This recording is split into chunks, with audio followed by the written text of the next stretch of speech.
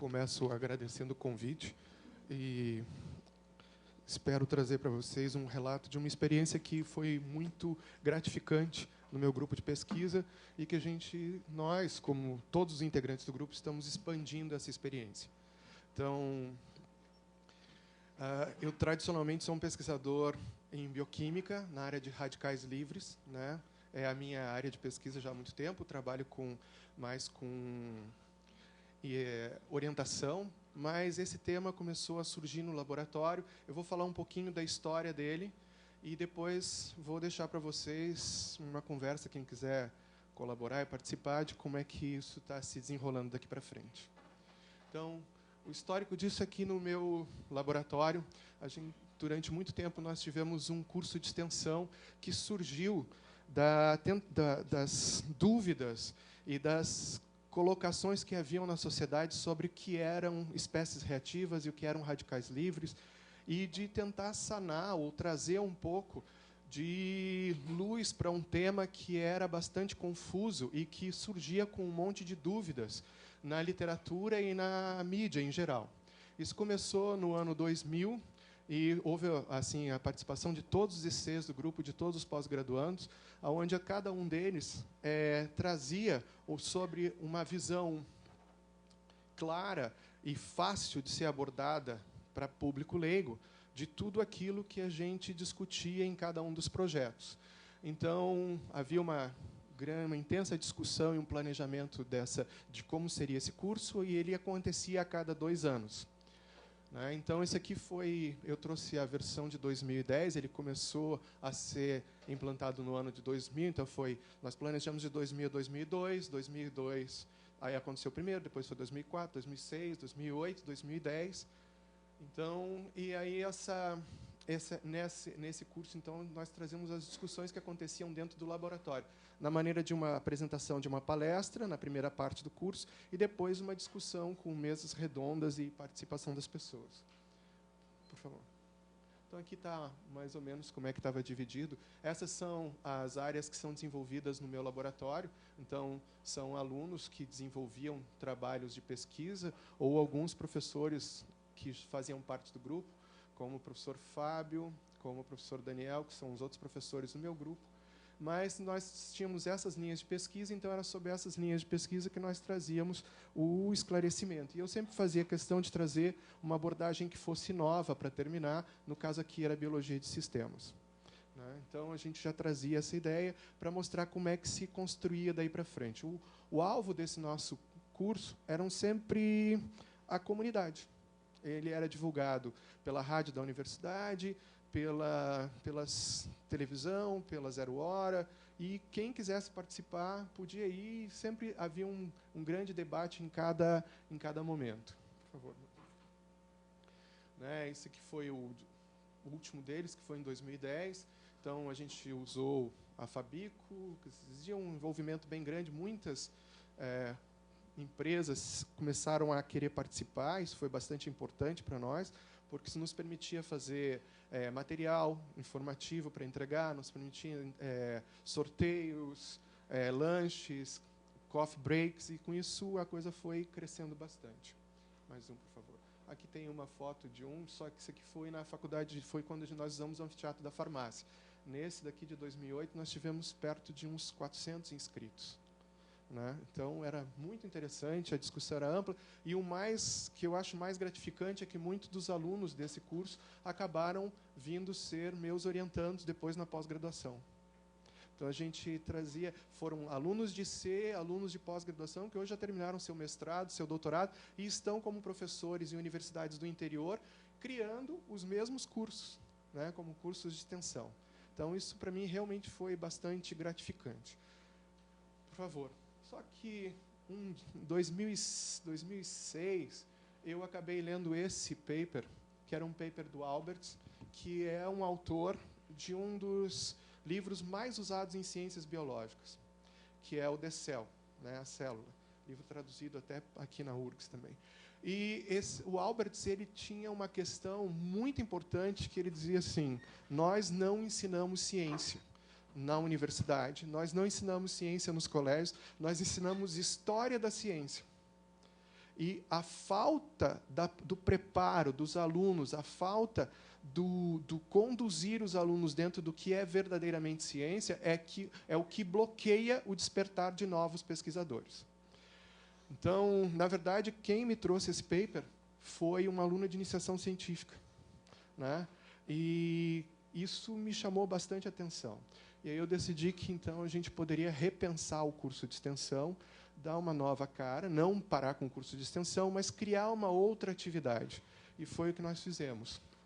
Por favor. O título, né, eu usei como subtítulo aqui, na verdade, um estudo que foi lançado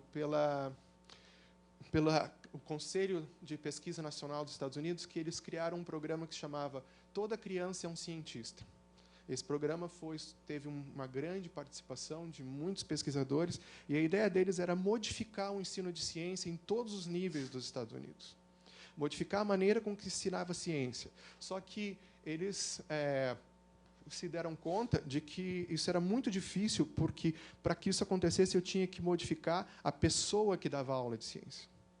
Porque essa pessoa não tinha formação para isso. Então, eu tinha que pegar um profissional de ciência, um profissional que desenvolvesse ciência, para que ele fosse, na escola, ensinar para os professores como se cria ciência, e que isso substituísse, de uma certa maneira, a nossa ideia de história de ciência e de conteúdo de ciência.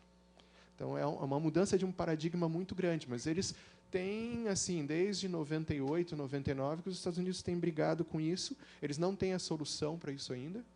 Eles não sabem como construir isso, mas eles têm discutido bastante isso. Por favor, mais um. E aí, então, nós criamos um projeto dentro do grupo, né? A princípio, eu e uma aluna que está aqui presente, que é a Priscila, que foi a IC que aplicou o curso. Então, nós começamos com uma ideia de que o nosso título de projeto seria Revendo Conceitos de Ciências Biológicas, afinal, o que realmente é uma proteína. Só que, na hora que nós fomos construir o projeto para levar para as escolas, o projeto mudou de nome e nós preferimos, na verdade, Revendo Conceitos em Ciências Biológicas. Afinal, como se faz ciência? Esse projeto foi apoiado, né? Nós tínhamos uma bolsa de iniciação científica dentro desse grande projeto, que é Promoções de Eventos, Exposições, Divulgação Científica e Tecnológica para público em geral. Então, ele aconteceu e nós começamos, então, a trabalhar essa ideia e construir isso. Então, o nosso público-alvo eram alunos de ensino médio, né, que já possuem algum conhecimento básico e que a gente gostaria de discutir com eles aquilo que está no livro de ciências dele. Como é que isso foi construído? Como é que como é que a gente chegou nessa conclusão? Porque a ciência acaba sendo muito chata para os alunos. Quem já viu um livro de biologia, e essa área que eu entendo um pouco melhor, sabe o quão chato é um livro de biologia e como é difícil depois pegar esse aluno no final do ensino médio e tentar dizer para ele que biologia é uma ciência interessante, que ele pode vir fazer ciência nessa área, que isso vai ser muito gratificante. Ele não consegue fazer isso, porque, para ele, biologia é uma série de decorebas. E, como eu trabalho com bioquímica, e bioquímica está inserida dentro da biologia, eu quero mudar isso. Então, nós criamos um curso que tinha vários objetivos, eu não vou me deter muito em cima deles, mas o que eu acho mais interessante foi que, uma certa hora, nós começamos a querer trazer para os alunos a ideia de que ciência não trabalhava com verdades. Ciência trabalhava com modelos. E o que era um modelo? Como é que eu construo um modelo? Para que serve um modelo? Isso é uma ideia que, para mim, é a base de como fazer ciência. Ou seja, como que eu crio um modelo que vai representar aquele fenômeno que eu estou vendo e, através desse modelo, eu vou conseguir fazer uma generalização que vai se aplicar em vários momentos e eu vou poder criar ideias e criar testes para validar ou invalidar o meu modelo. Então, foi a partir disso que a gente construiu quase que todo esse curso. Ele tinha vários pequenos objetivos que eram mais ou menos guiados por cada uma das nossas aulas, e, no final, nós fazíamos uma grande avaliação, onde os alunos podiam expor o que tinham pensado, como eles tinham entendido, o que tinha ficado daquela discussão para eles, das experiências que eles tinham feito. Eles faziam algumas poucas experiências práticas, mas que já a gente começou a treinar como é que se explicava um fenômeno, como é que se explicava uma experiência. Então, as atividades que nós propusemos, elas aconteceram, né, em 2011. A parte de 2012 não chegou a ser feita, depois eu vou explicar um pouquinho por quê, mas foram 2 workshops feitos em 2011. O primeiro deles foi feito no IF Sul, em Sapucaia do Sul, que era a instituição de ensino onde a aluna de ser a nossa bolsista tinha feito o seu estudo no ensino médio, e depois o outro aconteceu dentro do Instituto de Ciências Básicas da Saúde. Por favor. Então, o nosso workshop piloto, que a gente chamou a primeira versão, né, ele aconteceu lá dentro do IF. Nós queríamos saber se havia interesse, como é que os alunos se comportavam, como é que nós conseguiríamos lidar com a história, se nós tínhamos preparado bem o material. Então, a gente fez um piloto. Depois, a outra proposta era um workshop de primavera, que também aconteceu, que o público era um pouco maior. Para esse workshop, nós fizemos uma divulgação. A Zero Hora se interessou bastante por isso, saiu no caderno vestibular da Zero Hora, foram feitas várias reportagens. A rádio da universidade divulgou, a Ipanema, a Gaúcha, todas as rádios, a gente teve uma boa recepção. E o workshop de verão, infelizmente, não aconteceu, porque a nossa aluna foi selecionada para o Ciências Sem Fronteira, passou um ano no exterior, trabalhando exatamente com ensino e com modelagem matemática, e agora ela está de volta, a gente está recomeçando a ideia. Bom, aqui está o nosso primeiro cartaz, que foi utilizado na escola. Nós fizemos 4 encontros, né, que eram todas as segundas-feiras, das 14h30 às 16h30, porque os alunos que nós queríamos atingir, eles tinham aulas pelas manhãs. Então, a gente podia fazer o workshop à tarde, isso não traria nenhum prejuízo para eles. Eles ganhavam um certificado e participavam desses debates, dessas apresentações. Aqui está umas fotos que é a equipe do colégio, junto com a nossa aluna, e vocês podem ver que a aceitação dos alunos foi bastante grande.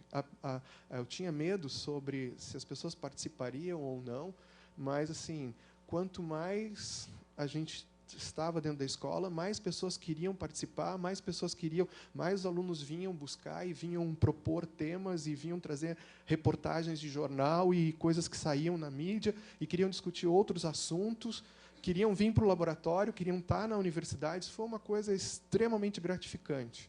E aí a gente tomou fôlego e passou para a segunda parte, que era tentar trazer essas pessoas, não mais ir até essas pessoas, mas trazê-las para dentro da universidade. Por favor. E esse aqui foi o nosso chamado do segundo evento. Ele aconteceu aos sábados, né, das 8h30 às 12h30, e, apesar do horário, apesar de ser um fim de semana, nós tivemos também bastante gente. O Instituto de Ciências Básicas da Saúde foi muito colaborativo, nos cedeu espaço, né, abriu as portas, nós pudemos usar salas de aula, laboratórios. Isso foi uma coisa bastante interessante. E ele aconteceu. Por favor.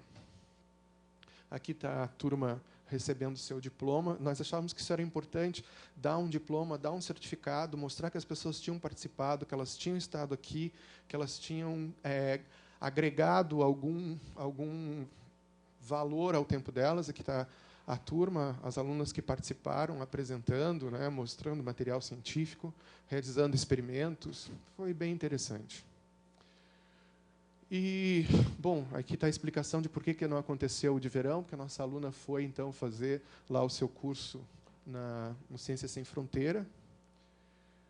E, depois disso, no período em que a Priscila estava fora, eu tive a oportunidade de orientar um TCC com esse aluno da Biologia, onde nós fizemos uma avaliação dos livros didáticos de Biologia do ensino médio, onde eu vi que existia uma falha muito grande, tanto no ensino de Bioquímica como de Ecologia. E como eu entendo que Bioquímica e Ecologia podem ser tratados juntos, porque, na verdade, os dois tratam de fluxos de massa e energia pelos organismos, eu comecei junto com o André e depois com a Fernanda, que é uma aluna de pós-doc, a pensar que talvez nós pudéssemos criar um material paradidático que trouxesse esse conceito de que a natureza conversa quimicamente através de fluxos, né, que perpassam todas as formas de vida daquele ambiente. Então, com essa ideia, nós propusemos um projeto PDJ, que foi aceito. Então, agora a Fernanda tem esse tempo para se dedicar ao trabalho. Ela terminou o doutorado comigo na área de ecologia, de bioquímica ecológica. Então, nós estávamos com... E a nossa ideia era produzir um material paradidático que teria como título A Conversa Química da Natureza, e que explicaria a vida como um fluxo de matéria e energia. Mas, para que isso acontecesse, nós queríamos juntar aquela nossa experiência do ano anterior. Então, nós propusemos, para o segundo semestre, 2 workshops em educação básica, né, fundamental e médio, onde nós vamos trabalhar, do mesmo jeito que foi trabalhado o nosso conceito anterior, com experiências, com testes, com propostas de investigação.